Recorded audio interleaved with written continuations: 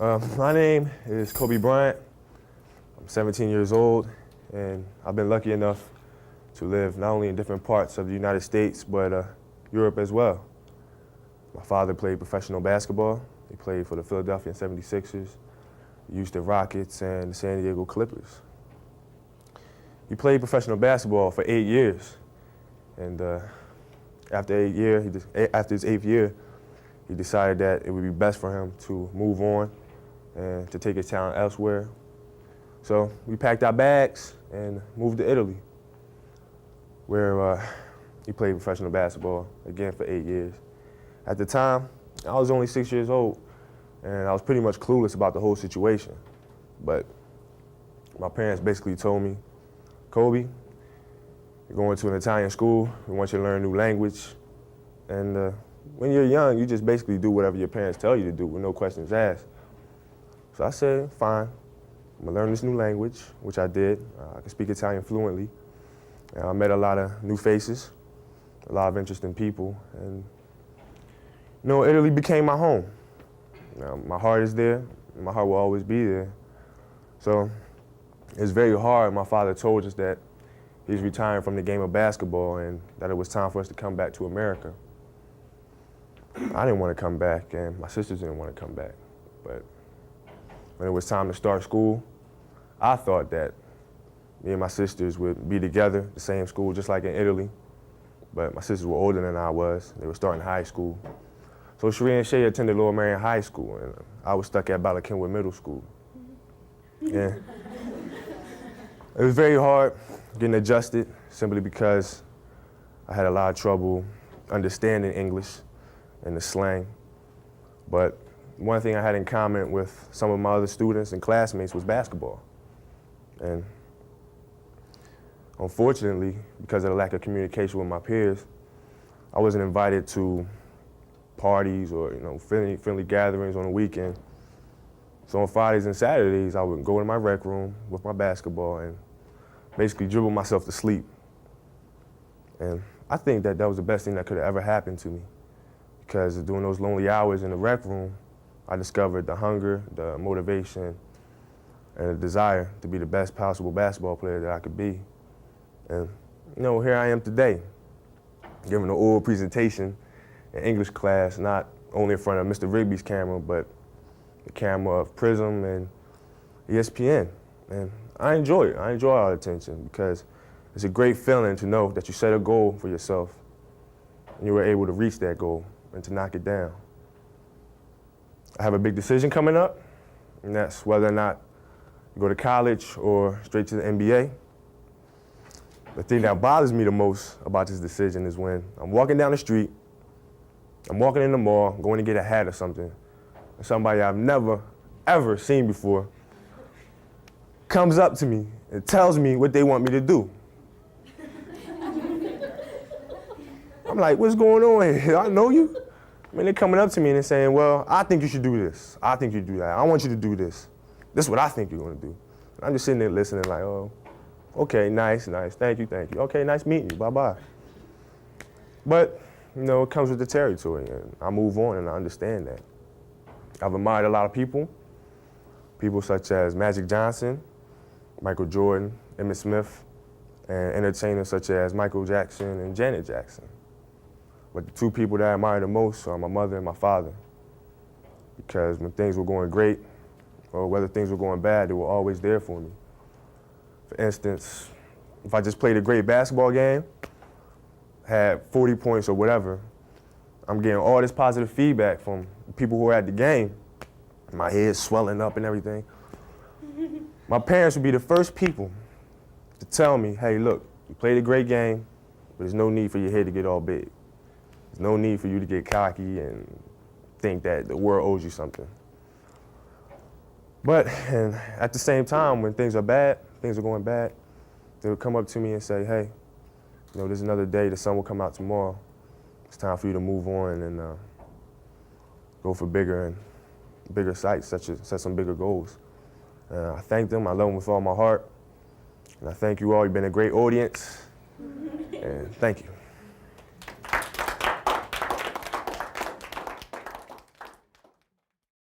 You really, you really consider Italy home? That's where you grew up? That's where I grew up. That's where my friends are, and that's where I basically learned the facts of life. So that's my home. You speak Italian? Yes, I do. That was your first language then? Exactly. Is it true, and if so, tell me just a little bit in your words, is it true you had a tough time when you came back with the English language? Yeah, I had a real tough time. I had trouble not speaking English, but understanding English. Because when I was over there, me and my sisters would talk, but we would talk at an even pace. When I came back over here, everybody was like motor mouth. Everybody was running real fast, talking all types of slang. I really didn't understand. So I had difficulty understanding what they were saying. What is the best thing about Italy? The best thing about Italy is everybody believes in family values. Family comes first. And if you're walking down the street, if you don't know the person speaks to you. Hi, I'm Kobe, or, how are you doing? And whereas over here, it's like, if I don't know you, I'm not gonna speak to you. I'm gonna look at you evil or something. But over there, everybody's very friendly. They get to know everybody. A lot of people would say, how could a young man growing up in Italy turn out to be one of the top 2 high school basketball players in the country?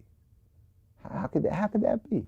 Well, once I came back from Italy, well, first of all, when I was in Italy, I was a pretty good basketball player over there. But everybody said, once you come back to America, you're not going to be as good because the talent is so much higher, competition is so much better.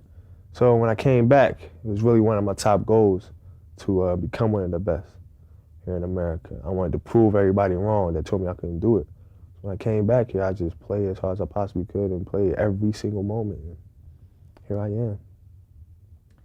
And yet, you couldn't have devoted everything to basketball because you're a very bright young man as well. What I mean is, we live in a structured society that requires certain kids to go to school at certain times, and you're bright. You have your grades. Is that important to you too? Oh, it's very important because nowadays people, when they think about athletes, don't even think about basketball or ice hockey or football. They don't really concentrate on their grades. And I think now people say, well, if he's a good basketball player, he might not be doing good in school, or he's gonna put the ball in the hoop, but.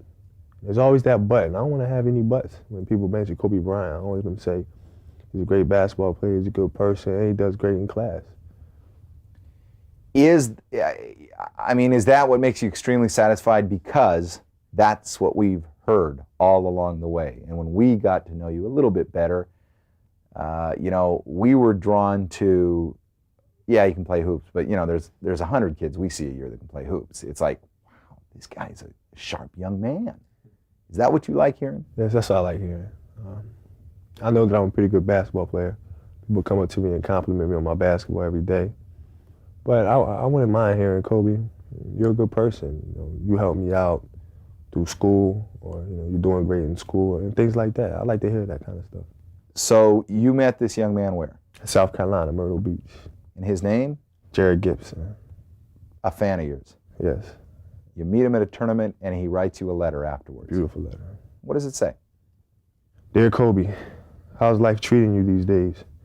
I sincerely hope that this letter may find you in the best of health. I'm writing to thank you for the outstanding performance and character you displayed at the Beach Ball Classic.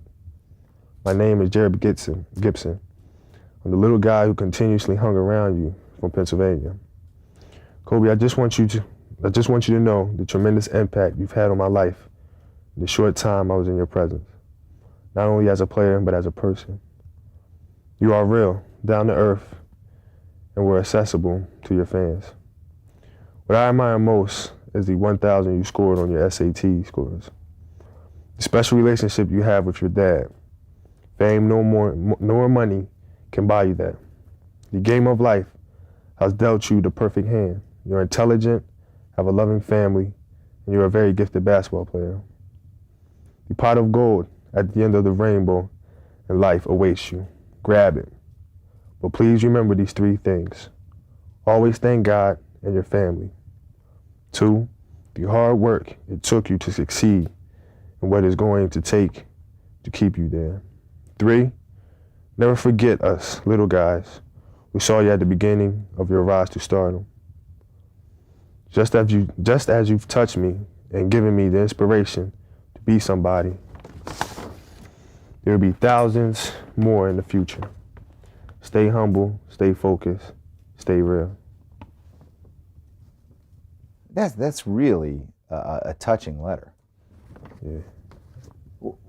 What are things that, now that you've had an opportunity to read again, I'm sure you've read it many times, what are the things that jump out at you, that seem real to you, that you do need to think about? Well, the thing when he said, stay focused, stay real, that's very important to me, because you hear about athletes who, before they reach stardom, you know, you see them and slap files with you, speak to you or whatever. And then when they reach stardom and get money or whatever, they kind of stick their noses up, you know, and say, well, the world owes me something. And that's something I don't want to ever be looked at. You know, I want to stay myself. And when people see me on the street, they can just come up to me, speak to me, Kobe, how you doing? And it's just a great, he helps me stay focused when he writes letters like this, when people write me letters like this, because they inspire me.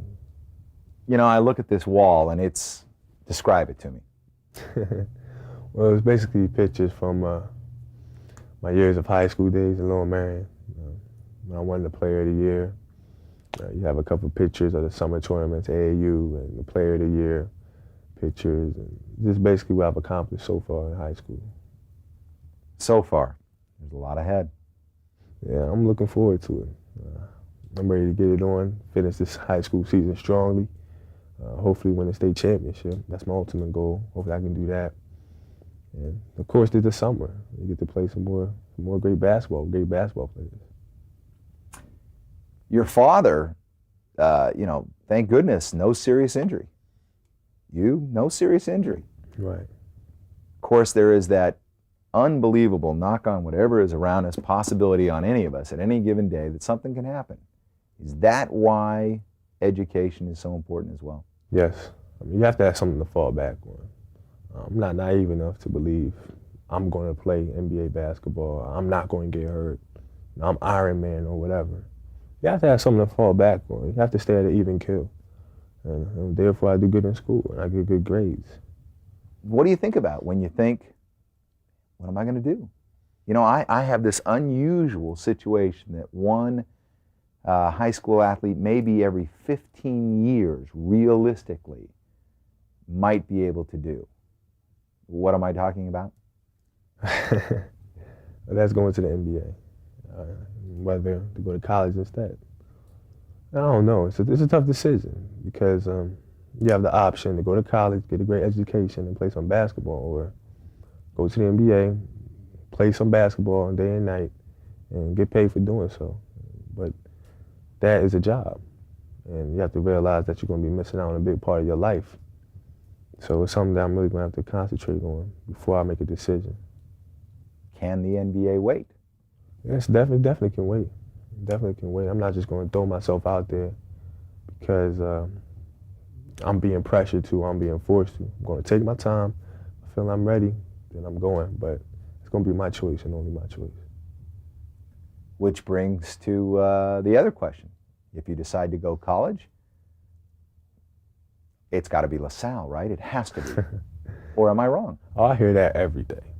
Everybody comes up to me and says, well, you have to go to LaSalle because your father's there. And that's not true. My father has raised me to be an individual. My mother's raised me to be an individual. They've always said, Kobe, I want you to make your own decision. My father tells me this every day. He says, Kobe, I don't want you to come to LaSalle because I'm there. I want you to come to LaSalle, play some basketball, get a great education. He doesn't want me to just go to LaSalle and 20 years from now come back and say, hey, Dad, I made a mistake. I should have listened to my gut feeling and went elsewhere. He doesn't want me to do that. He wants me to make my own choice, so I have no regrets in the future. You talk very passionately about family. You said that that's the thing you love the most about Italy. What are your feelings about your family? I love them so much. I can't explain it. I love my mother so much. She's done so much for me. My father too. My sisters as well. They've always been there for me. My mother and father, when we're in the house, the people that are there, I can rely on, I can count on whenever I need something.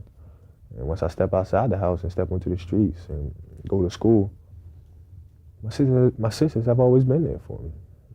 Ever since I was a little kid, they were like my shield in the sword fight. They've always been there for me, protecting me from right and wrong. And still to this day, they do that. And I love them with all my heart. So, Sheree and Shay, if you're listening, I love you so, so much. What is it about this game that you love?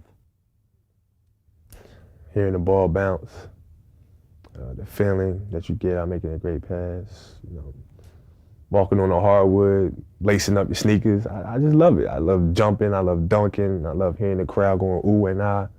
The whole game is just tremendous, I sound like an NBA commercial or something, like I love this game, But I do, I love it.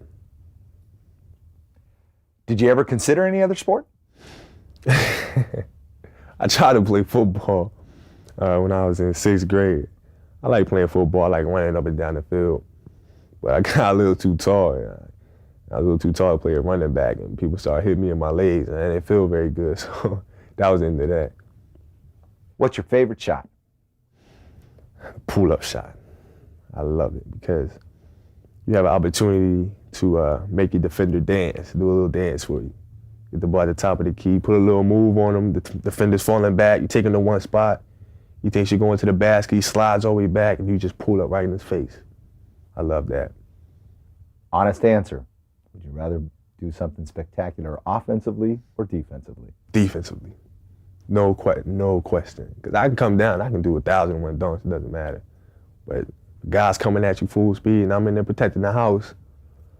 The guy's going up trying to dunk or whatever, and I go up, and I just catch the ball, and I throw it out of bounds, but block it so I can start a fast break. I love that. It gives me such a big thrill. You rise to meet the challenge, regardless. You obviously know that there's some people that say you're ready for the NBA right now, and you know what? There's some people that say that you actually need some work for your college game. What do you say? I say thank you for the feedback. Everybody has their own opinion. Everybody sees you at a different level. So I'm going to listen and see what I need to work on. Go out there, work on my skills. Somebody says, Kobe, you need to work on a certain aspect of your game.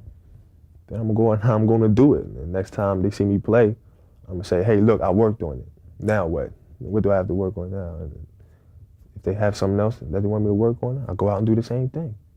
So I just really accept it, take it in stride, and work on it. The name Kobe's a great name. I got to tell you, I like that name. Your dad told me what it means in Japanese. Tender beef? I just don't see you and look and go, tender beef. Yeah, that's kind of far off, I guess. I like my name. It's just pretty smooth. It's different. Kind of like your game. I like to think so. It's documented, it's factual, that Kevin Garnett did not have his grades. Right. Okay? Kevin Garnett's in the NBA. He's not blowing people away in the NBA. Do you think that because of all of the spotlight, that once again, oh my gosh, another guy did it. Since Sean Kemp, somebody did it. Do you think that people are going to go, there's another kid, thinks he can do it, doesn't have his grades, going to the NBA? Do you think about that? No. Because people will say, well, he doesn't have his grades. He doesn't have his grades. Until they read the paper the morning, or like if I do decide to come out and say, hey, this guy's pretty smart. He has a 3.0 GPA, got 1080 on his SATs. Maybe he's not just just another kid just coming in thinking he can run things. So if they have any doubt, they'll see it right there in the paper right in front of them. If Kevin Garnett did not go directly from high school to the NBA last year, would you even be thinking about it? Yep, that was my goal since 9th grade, believe it or not. I told one of my best friends, and still my best friend to this day, I said, I'm a senior in high school, I want to have the option to either go to the NBA or go to college. I didn't know if he believed me. I didn't know if anybody believed me. But that was a goal that I've always had. And I really didn't look and say, oh, Kevin Garnett did it. Now I'm seriously going to consider trying to do it. It wasn't like that. I've been raised to be an individual. And regardless of if Kevin stayed in college or went to college or whatever, I'd still be in the same situation I am today. Do you think, have you thought, will it be enough for me to know that I could have gone to the NBA? Might that be enough for you? And might that be the reason that you go to college? No. The reason I go to college is because I feel that I need more experience, I need more maturity, and that I have some growing up to do. And that I want to go and experience the college life and get that education while I was there. Can you tell me honestly right now, do you know what you're going to do? No. It's like a balance beam. Like 1 week I said to myself, hey, I would like to go to the NBA. That's what I'm going to do. Because I think I saw Chicago play Orlando or something. I got excited. Then I see North Carolina play Duke. I'm like, man, this college atmosphere is crazy. This is what I want to do. I want to go to college. So I changed my mind like every other week. But, once I reach that point, I get to an even keel and say, this is what I want to do, then that's what I decide. It's Kobe again.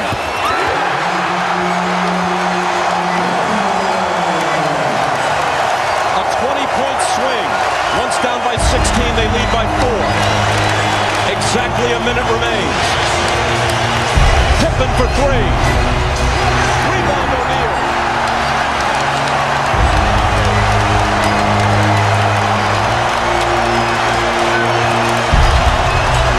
Portland has 3 timeouts left. The Lakers have 2. Bryant to shot.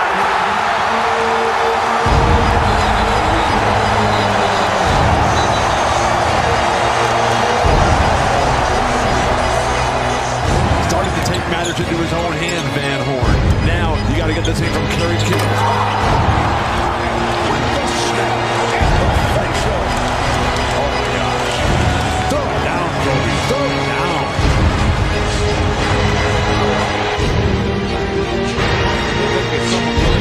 If I was a team out there and knew that the Knicks might want to trade him, man, I'd sure be something to give him. Right back. Oh, Kobe Bryant!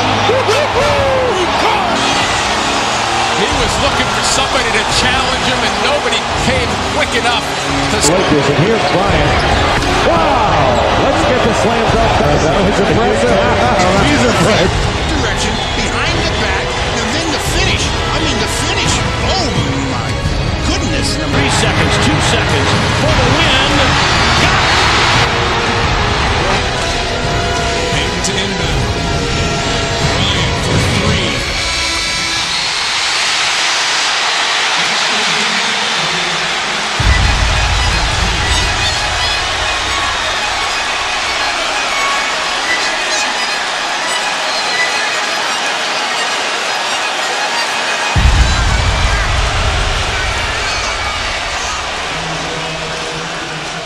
I suppose the big question, because so few have done it, and most have failed, as you know, come out of high school to the pros. It was just the challenge that was there. Well, college would have been a challenge. It would have been a challenge, but when people say that you have the opportunity to go to the NBA and play against the greatest players in the world, that doesn't get you going. I don't think anything will. What's it really feel like to put on the gold and purple? Right, well, it feels great because there's just so much pride, behind the uniform and the legacy that's behind the uniform. I remember growing up and seeing Irvin Johnson coming to the NBA with the LA Lakers and winning all the championships, him and Mr. Scott and Worthy and so forth. And when I step on the court, you just feel so much pride to try to carry on the tradition, carry on the legacy that Mr. West and Chamberlain and the captain, they all had there and they all instilled there. So it's just so much pride in that uniform. For you. It's like a dream come true. Kobe Bryant. I've decided to take my talent to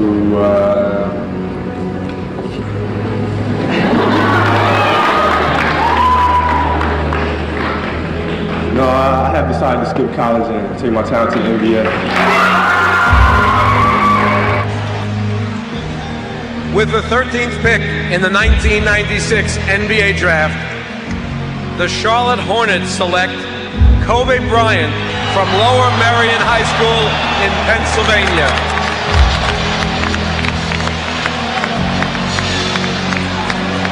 A coming out party for the high school kid. Kobe Bryant, meeting with the approval of that Charlotte fan in attendance here. And Hubie, this is a guy whose stock has risen every time he's tried out. People like this kid. Well, everyone writing when he first came out, well, he's going to have to bulk up. This guy is 200 pounds at 6'6". He is an offensive whiz. He's very, very talented. He has all pro moves. And when you look at him, you're talking about a young man with range. He can go off the dribble. He can get his shot. And in every place that he worked out, nothing but raves. No one talking about any shortness or a weakness in his game. Jerry West told me today that greatness lies ahead for this young man. Thought he was going to be absolutely fantastic. I recruited him out of high school and skipping college into a very physical game. All he did was average 31 points a game his senior year. His team won the state title with 31 wins and 3 losses, and he eclipsed the scoring mark of Wilt Chamberlain in Pennsylvania. This kid has got it all. Yeah, you get the package in. I think what you like best about him, everyone says that he makes everyone else around him a better player. And he's a winning style guy. We realize that there's a lot to overcome when you come right out of high school. But if anyone has a good chance, this young man is blessed with outstanding offensive skills. What was it like for the tryouts? What did you learn? Well, I learned that you have to work hard and you have to approach the game with a serious mindset. There's a step up from high school, and I understand that. So therefore, every time I step on a basketball court, I'm going to put a strong effort out there on the floor. I'm not going to leave anything on the floor. You had the grades, you had the scores to go to college. Why the NBA? It's the ultimate challenge.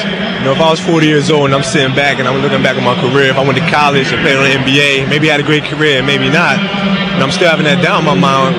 Could I have answered that challenge? Could I have responded to the challenge of the NBA? And that's something that I didn't want to have on my shoulders, so I just really accepted it. He's going to wear number 8. And Kobe, this is for you. Thank you very much. And also a hat. I used to watch Magic Johnson bring the ball up the court, and I used to envision myself, in the hallways at the house, knocking down lamps and, creating all kinds of chaos in the house and thinking that I'm Magic Johnson. And it's just like a dream come true. Straight out of high school, he's been a catalyst for the team and a favorite with advertisers and fans. Charlie Rose met him in 2001 when the Lakers were going for their second straight title. Show me a trademark Kobe shot. Trademark Kobe shot? Yeah, what's a signature shot? Kobe has the ball. The offense is set up, but he's going to take the shot. What's a signature shot? You can count on this move every time. All right, tell me which one we can get. Yeah. That's the kind of play that is serving Kobe Bryant and his Los Angeles Lakers very well. He's one of the game's most dominant players, and for good reason. I love playing basketball. There's nothing like it. What is it you love? This is the ball when it bounces, the sound that it makes, the smell of the basketball, the nets when you shoot the ball and it goes right through the net. The sneakers as they squeak on the wood. The strategies, the competition, the camaraderie, the fans. You just go on and on and on. I take you to this scene. 20 seconds left to go. You're down by 1. You want the ball. You want to take the last shot. Absolutely. I'm not afraid to fail, and I just love it. It's just an adrenaline rush. 9 seconds. Everybody in the crowd stands up, and everybody's waiting to see if you're going to make the shot, if you're going to lose the game, or you're going to win the game. It's an unbelievable rush. Sorry, I just got lost for a second. Kobe Bryant was a different kind of kid with a different kind of upbringing. He spent most of his childhood in Italy, where his father played after leaving the NBA.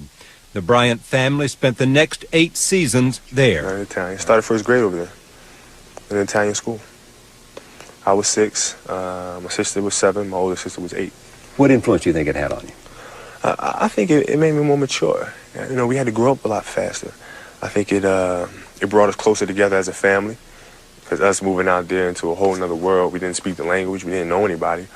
We had to bond with one another more so than anything. He also continued to bond with basketball, but without the competition found at American playgrounds and schools. His family came back to Philadelphia every summer, and he learned quickly what he was missing. So I come back to America in the summertime. I'm playing in the summer league, and I don't score a point the whole summer. Not one point the entire summer? Not 1 point. Not a free throw, not a layup, not a steal, nothing. 0 points the whole summer. And my father came up to me afterwards and gave me a hug and said, son, don't worry about it. We're going to love you if you score 0 or 50. Yeah. You know? And I just remember thinking, thank you. When Bryant's father retired from the game, the family came back to the United States for good. After a stellar high school career, Kobe Bryant skipped college and went directly to the NBA.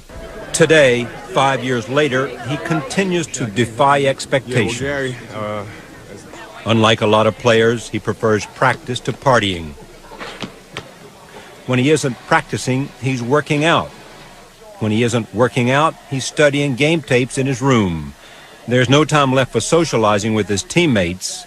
A sore point, says his head coach at the Lakers, Phil Jackson.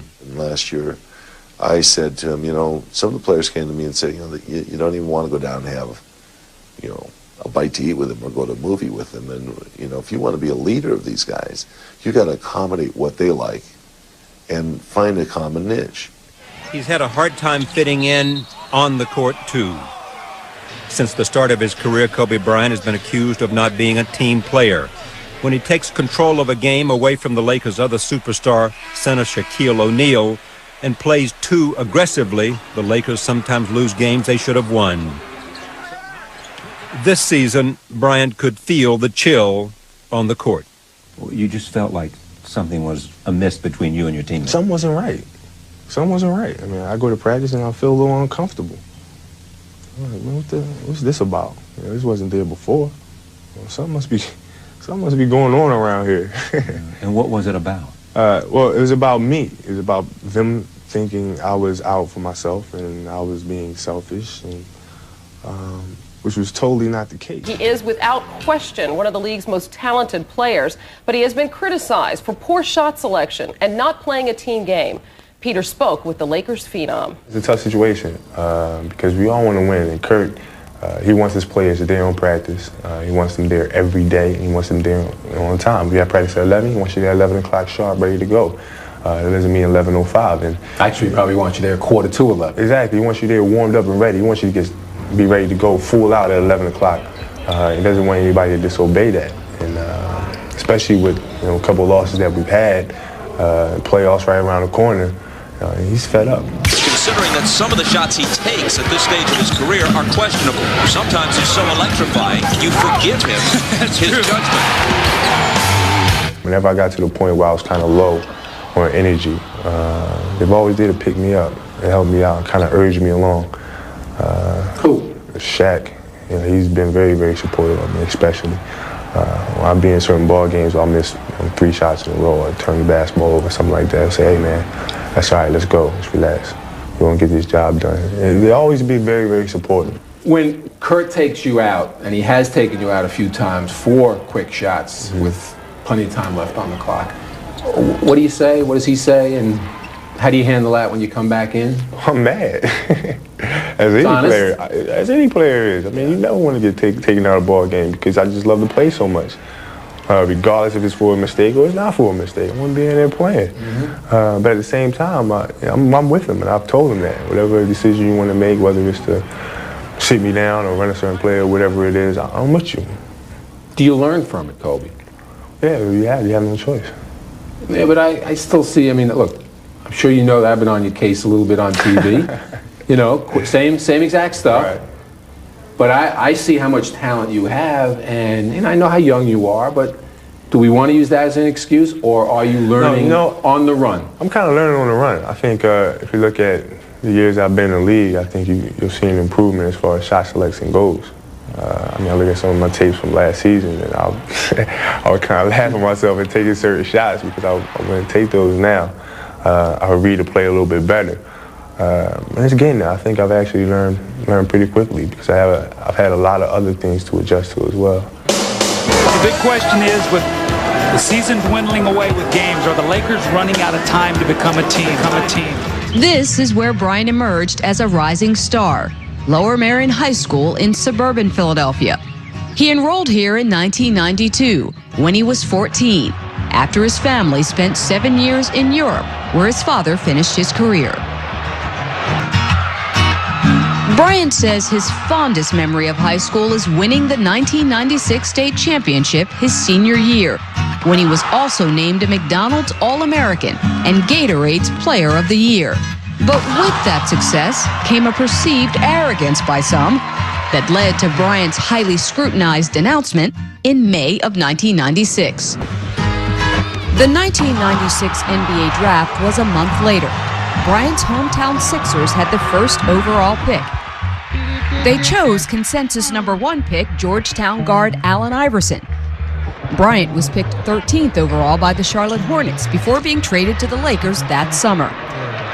Bryant developed into a superstar, and by his 4th season, helped the Lakers win the 2000 NBA championship. Kobe out in front. He shoots a long one again. He hits another one. Jump shot, no good. Rebound. Kobe Bryant. Look at that kid, 21 years old, take over.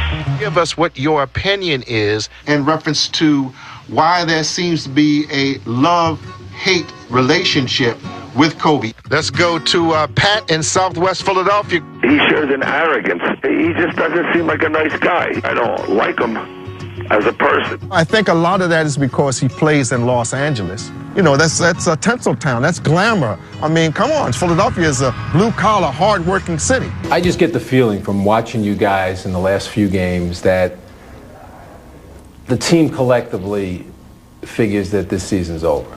That this was my view from the studio. Right. That they feel that you know, you're mentally whipped. That you've lost that edge. No. Would you consider yourself friends? Oh, definitely, no question. During the Shaq years, were you guys friends? No. Such a shame, you know, the two great players can't get along. Kobe was just trying to do too much. When you're that good, you can do too much, but when you play on a team, it shouldn't have to be that hard. There was kind of a Kobe faction on one side and a Shaquille faction on the other. When everything went through me, the outcome was good. If the big dog ain't me, then the house won't get guarded. I don't know why anybody else would want to change other than selfish reasons. Guys, you just need to just get off of this, man. I mean, seriously. I just, you know, wish y'all would stop asking me about it. I'm gonna do what I do. If you were the GM, would you have kept Shaquille O'Neal and tried to work this thing out? Well, I would have. I think everybody would have, you know, would probably say the same thing. But I don't know, you know, what the intricacies were of the deal. Shaq had to do what was best for he and his family. He said so after the last game we played, you know, saying, you know, this is a business and he's going to have to make the best decision for he and his family. And that's what he did. What is your opinion of Kobe Bryant as a player? I think he's a great player. I think if he did the little things, he'd be the greatest player to ever play the game. But he's a great player. What are the little things? Make everybody else better. He'll be the greatest player ever. Better than Mike, better than Shaq, better than Duncan. Be the greatest player ever. He's a great player. I've said that many times. What do you think of Kobe Bryant as a person? Doesn't matter what I think about him as a person. When I was out there on the court doing my job, I played team ball. So it doesn't matter what I thought about him off the court. Because see, what people don't understand is I don't have time to think about people off the court. I got 5 kids. I'm working on my master's. I gotta go home and do law papers and study statistics and all that stuff. I don't have time to think about him doing this, him doing that. Don't have time for that. Could it have been worked out between the two of you? Could you guys have coexisted? Yeah, oh, absolutely. We have. You know, we've had our spats, we've had our share of arguments on the floor. You know, for various reasons. He, you know, used to get mad at me for not playing team basketball. He used to get mad at me because he wasn't in tip-top shape. But, you know, we put our differences aside and went out there and played. And we won, and we played great in doing that. So we could have coexisted. We have coexisted. Part of the problems, Kobe, at least as far as your relationship with Shaquille O'Neal, go back to your court case where it was revealed that you had suggested, and I don't have the quote exactly, that Shaquille O'Neal maybe has paid off women in the past. When's the last time you talked to Shaq, and did you ever apologize for those statements? You know, I haven't had the opportunity to talk to him directly. But if I do get that opportunity, I definitely. Why not, Kobe? It's been months. Why not? Man, I can try to track him down, but I don't have his number or anything like that. Man, I was able to get a message to him, through a mutual friend. But December 25th sounds like a good day to me to kind of talk to him and tell him I never meant in any kind of way to bring anything of his personal business out to the light like that. Kobe, are you fearful that Shaq will not want to talk to you? No, I'm not fearful of it. I mean, I can only do what I feel is right. You know what I mean? Now, I feel it's right to go up and apologize to the man for bringing him into my situation. I never intended for that to happen, and things were way overblown and misstated. Why did you bring up his name, though, Kobe? Why even go there? I can't really get into the details of it. All I can say is things were, they kind of took something and ran with it and took it someplace completely, different than what it actually was. Well, let me ask you this question. One of the things that Shaq would say, and I know him pretty well, is that Shaq would say he's not hard to find. If you really, really wanted to find him over the last 6 months or so, it should have been relatively easy to find him. How do you respond to that?